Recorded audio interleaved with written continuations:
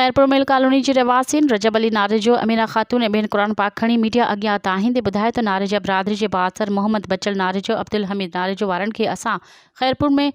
वेहण लाइ किराए ते जगह ॾिनी हुई, जेका केतिरा ई महीना ॾाढ जे ज़ोर ते किरायो न ॾियण ते असां जगह ख़ाली कराई, जंहिं ते हुननि असांजे नौजवान अब्दुल मजीब, मुख्तियार अली नारेजो, मेहराजुद्दीन ज़मीर हुसैन, अब्दुल गफ़ार नारेजो ॿियनि ते कूड़ा केस दाख़िल करे असांखे रोज़ हेरासा कयो थो वञे। बी सेक्शन पुलिस रोज़ असांजे घर में दाख़िल थी चादर ऐं चौधेवारी जो तकदुस पामाल थी करे। केतिरो ई भेरा सरदार मीरल ख़ान नारेजो ऐं ॿियनि सरदारनि वटि बि फ़ैसिलो रखियो, पर फ़ैसिले